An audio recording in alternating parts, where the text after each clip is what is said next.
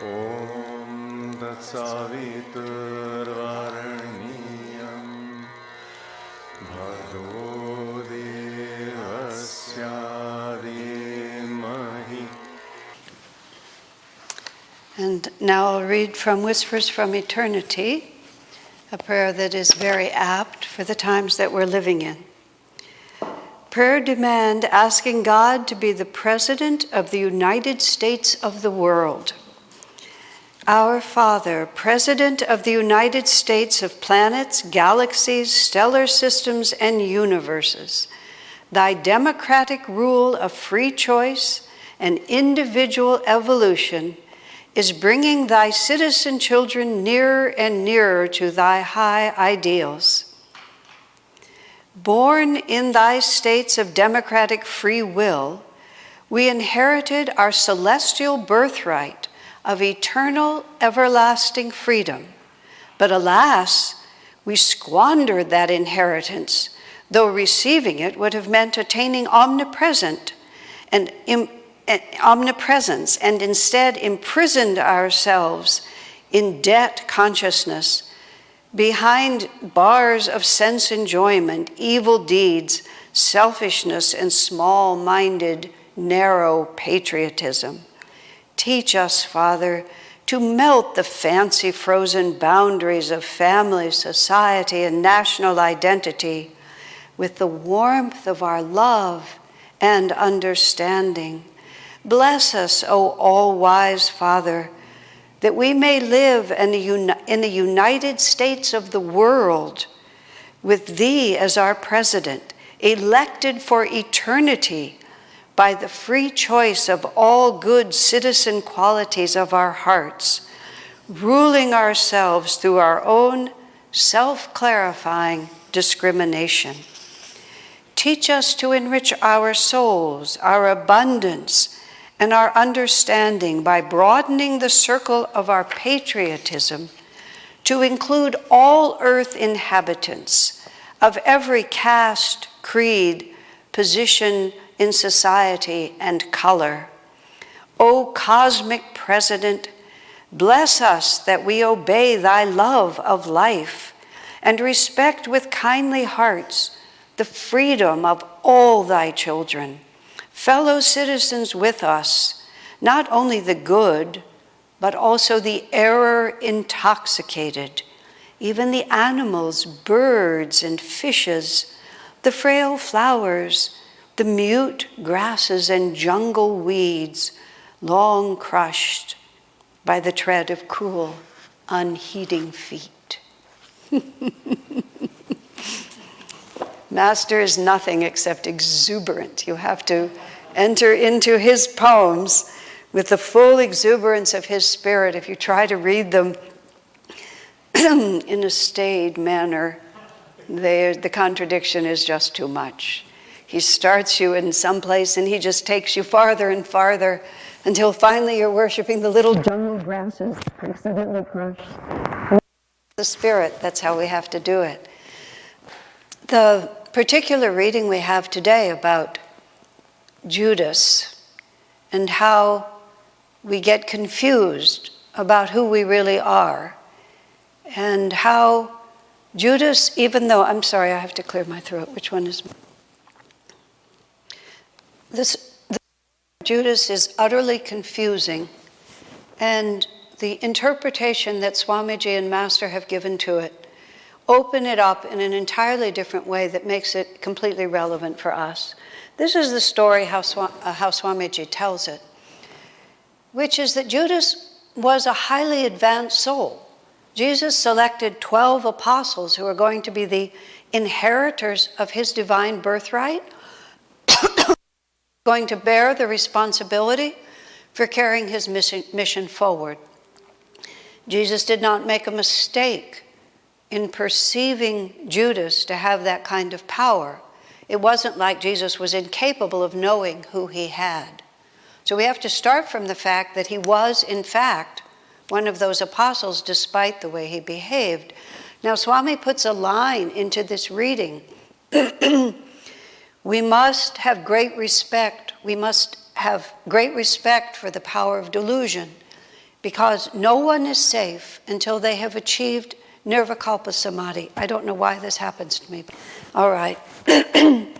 No one is safe until we have achieved nirvikalpa samadhi. Swami says we must fear delusion. He said not in the sense of cowering before it, but of recognizing how very subtle its magic is, its wizardry is, how it can draw us in. So the story that Master tells about Judas is this, that Judas was a more sophisticated man than some of the other disciples. The disciples of Jesus came from many walks of life, and it is said that Jesus was from a higher class. He had more worldly experience. He had more opportunity to mix with people who had power. He understood the ways of the world better. He was the keeper of the purse, which meant that he had some experience of dealing with money and was given that kind of a responsibility, whereas some of the others who lived simpler lives and lower in the social order, they wouldn't have been able to handle, the money that was coming in, how to disperse it, how to take care of it. But what happened to Judas was that Judas began to think that Jesus was not carrying out his mission in the best possible way, because Jesus was mixing with low-caste people. He was not cultivating the power structure that was there. He seemed indifferent to the people who Judas thought could really help him.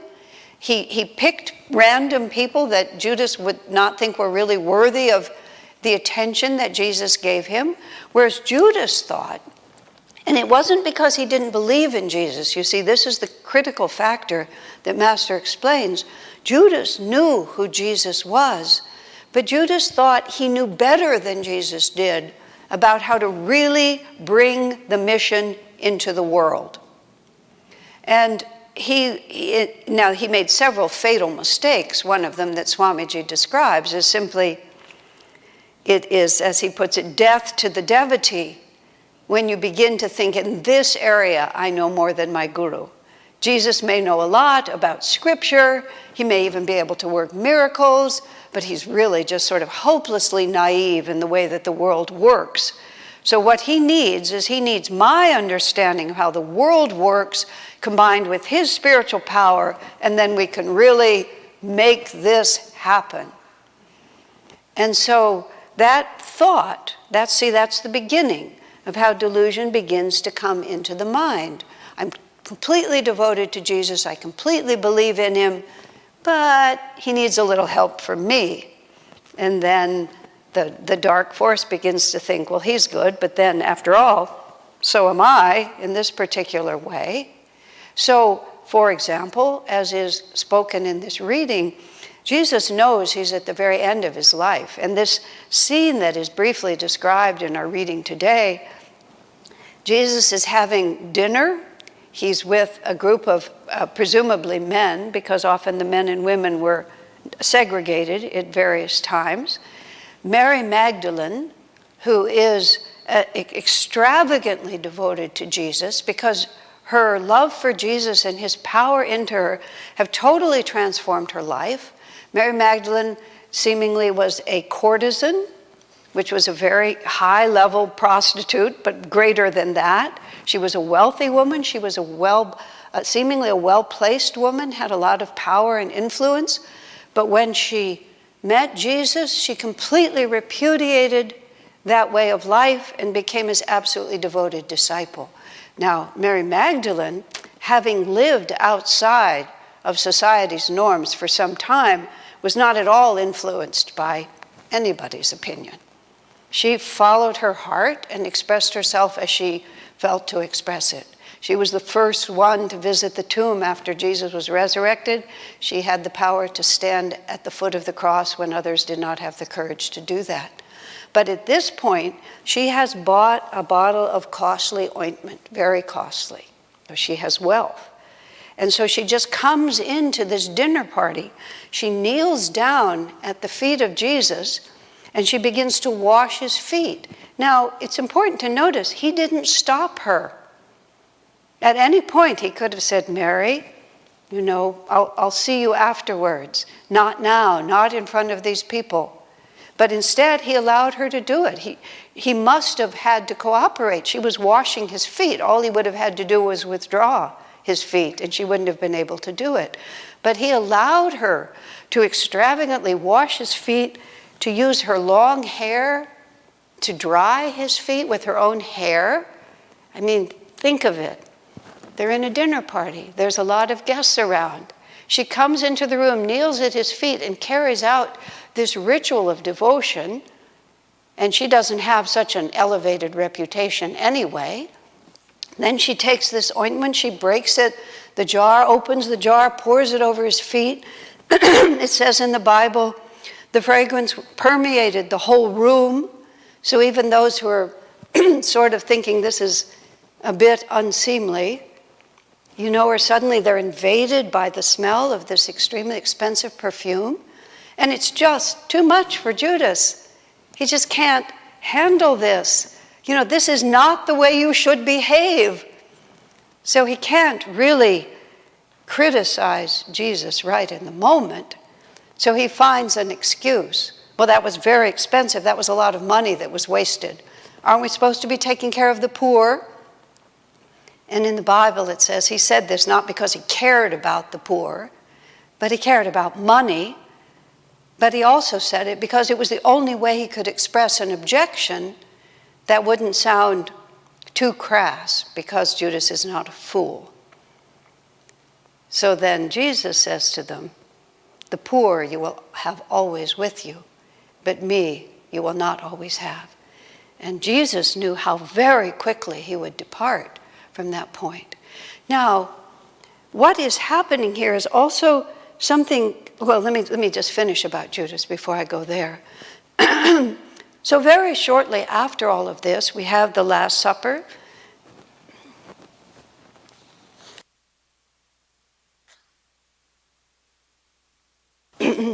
Very shortly after this, we have the Last Supper. And at that time, Jesus is warning the disciples that he's about to leave them. And that's a whole story in itself that we don't have time to go into. But Jesus says, one of you sitting at the table with me will betray me. And the disciples are all alarmed by this, you can well imagine. And they commission John, who apparently had a closer relationship with Jesus and could get away with things that the others didn't think they could get away with. I mean, it's all very human. I've lived with Swami for enough years. I know how all this plays itself out. In life with Master, Swamiji was often commissioned to be the one who had to say things to Master that no one else had the nerve to say. So John says to Jesus, one of us will betray you? Who is that? And then Jesus says quietly to John, the one there's various versions, but I'll dip this bread in the oil and hand it to him, and that's the one. So he indicates Judas. And the others don't quite know, because then Jesus says to Judas, that which you are about to do, do quickly. Which is on another level so profound, because Jesus is looking right at Judas and says, I know what's going to happen. And much later in the life of Judas, probably in the future incarnations of Judas, or even that very night, he remembers that Jesus essentially commissioned him to do what he was about to do. That which you are about to do, do quickly. Jesus knew what it was, and Judas must have known that Jesus read his heart, because he stood up and he left. And the other disciples thought that Judas had been sent on some errand, maybe to get something else for dinner or something like that. But actually Jesus had sent him out to go to the authorities, to get the Roman cohort, to bring them to the Garden of Gethsemane to arrest Jesus. Now, according to Master, this is what Judas was thinking. He was not thinking that Jesus would be crucified. He was not thinking that Jesus would die on the cross. He was thinking that he was going to force Jesus' hand. He was going to confront Jesus' spiritual power with worldly power, and Judas' expectation was that Jesus would rise with his spiritual power and show himself to the world, overcome that worldly threat, and then they would all ride together in the chariot of victory to wherever Judas thought they ought to go. But instead, Jesus allowed himself to be taken. Even now, legions of angels could rescue me, Jesus said, but it is the will of my Father that you have power over me. So Jesus was crucified. And immediately after, Judas committed suicide. And the reason he did that was because he suddenly realized everything he'd been thinking was wrong. And perhaps, no one knows, perhaps in that moment he remembered Jesus, what was the look in Jesus' eyes when he looked right at Judas and said, that which you are about to do, do quickly. The love of his guru had never changed, even though Judas had turned his back on it. Now, there's countless ways that this can be taken, but here is the point in the moment, in our time, in our place, that is extremely important for us to understand. Ever since we've been in this shelter-in-place situation, I've been doing these morning broadcasts. During the last week, when everything, it never rains, but it pours. We're already the country's under this tremendous stress. So then we have this sudden sort of ripping open of some of the dark forces that have been lurking in our country for such a long time that are different than the whispers that I was reading. The United States of all consciousness, in which we love one another as God's children. And there has been a force, which is an appropriate force, to stand up in a human way, to say no more, this we will not tolerate, love and goodness must prevail. But also, through all of this, I and others who represent Master's teachings have to say over and over again, this is a divine, cosmic moment in which something completely different is being asked of us. What's being asked of us is not merely that we rearrange the order of this society, which God knows is desperately needed to overcome bigotry and race hatred and other corrosive, unconscionable influences that rule too much of this world. But what's really being asked of us is that we repudiate the entire premise that the ego is in charge, that it's up to us to decide, that if I want it, I can have it. We are all children of God. We are all here on a divine mission. We have one purpose in life, and that is to attune ourselves to a greater reality of which we are all a part, and to love each other, not merely with tolerance and the ability, not to do our worst, but heart to heart. And that is only possible when individually we understand who we are. We are within ourselves.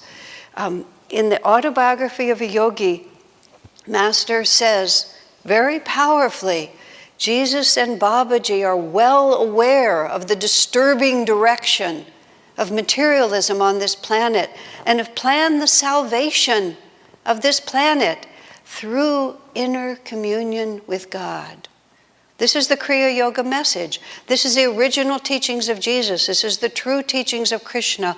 All of these fragmenting into religions and to races and to cultures and to castes, none of that means anything in the eyes of the divine. We are all moving forward, each in our own way, toward the same one blissful reality. In other of Master's poems, he talks about even those, he even uses the phrase, even our error-torn brothers who turn to a life of crime and must be restrained from being allowed. Master talks about bullies that require a world police force to keep them from taking advantage of their weaker brothers. Even the jungle grasses that are crushed by heedless feet, need to be loved and nurtured. We need to live in harmony with this world, but that harmony is not going to come That's not going to come from my dominating you with my point of view, or then you dominating me with your point of view. And just ego after ego, we just keep trading. That's the delusion that we're all caught in. Is that my opinion is better than yours and your opinion is worse than mine? That's not where any of this will ever be solved. It will be solved one by one when we shift our consciousness. As long as we're looking like Judas was looking, that material power is the real power, we'll just each be reaching for it and trying to have more than the other one. It's only when we go inside and realize that our union is first with the divine, and that it's with that power that we relate to each other and love each other. Delusion is very subtle. And we can get all caught up into my ego opinion is better than yours.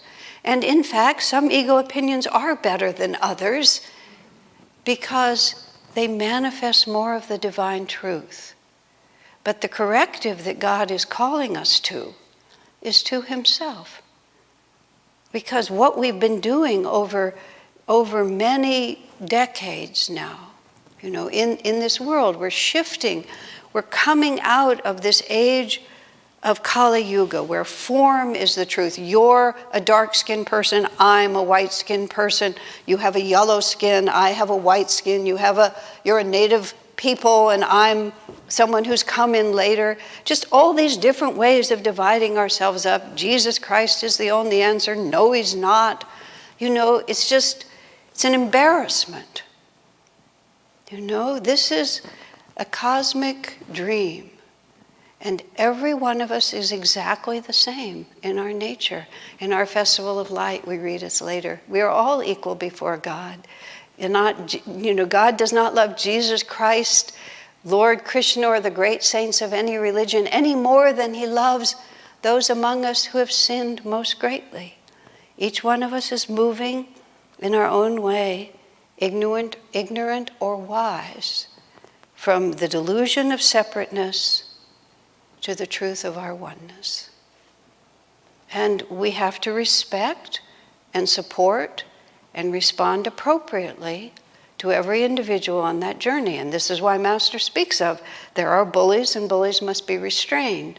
Our error-intoxicated brothers who turn to a life of crime must receive an appropriate response to a wrong action so that they can also gradually learn that we are not separate. We are all part of a greater reality, and that which I do affects everyone. And the only way this change is ever going to come about is by a change of consciousness. And it looks small. When you think about the world, when you think about the presidents and the prime ministers and the military forces and the big money and all of these different things that we're all just reading about every day about whose conspiracy is really the one that happens, I'll tell you, God's conspiracy is the only one that's really happening. And everyone else is just an instrument of that. And some of them are darker than others. And I'm not even going to say who's darker than others. Who knows who's darker than others? It's there for one reason.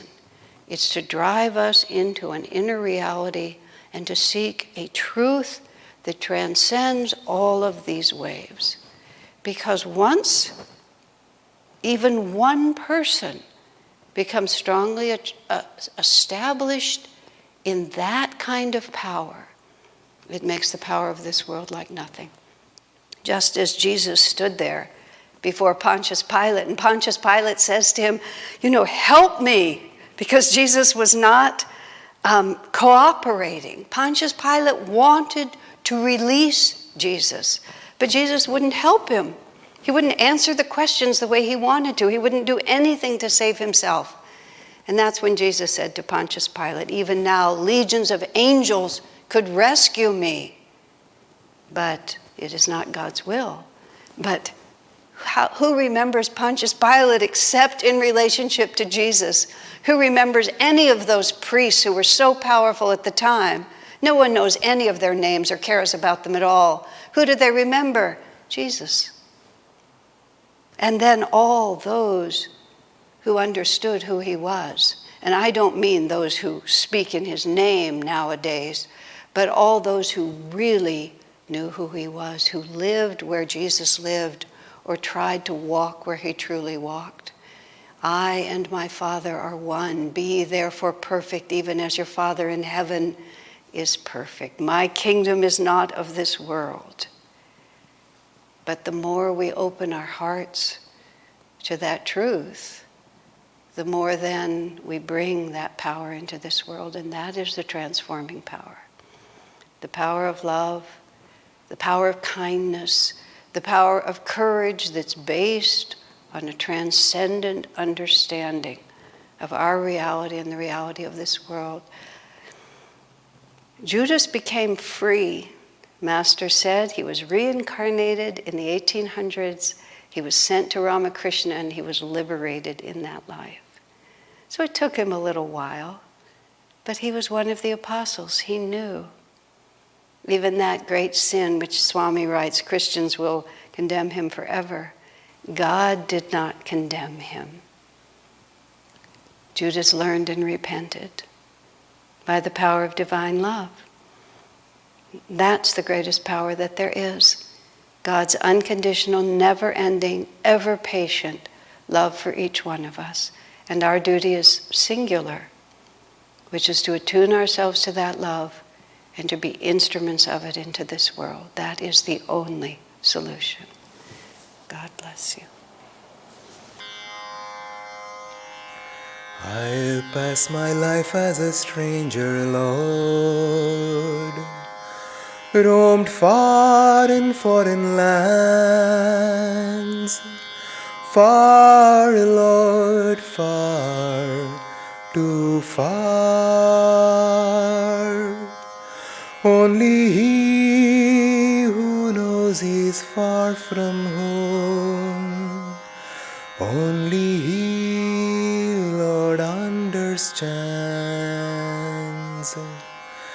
Only he who knows he's far from home feels the earth and understands.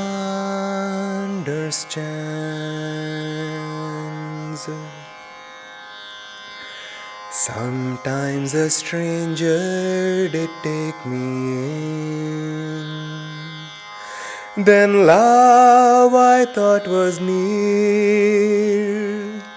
Love, Lord, where is love? Like the winds upon the desert sands, whisper hope, then disappears. Like soft winds breathe on the desert sands, so love sighs, then disappears.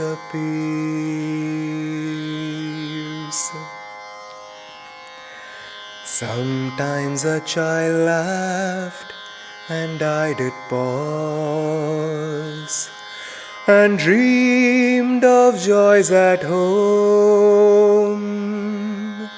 Joys, Lord, only a dream. For what joy is there without your smile? Empty like the ocean foam. For what joy is there without your smile? You're the sea, all else is foam.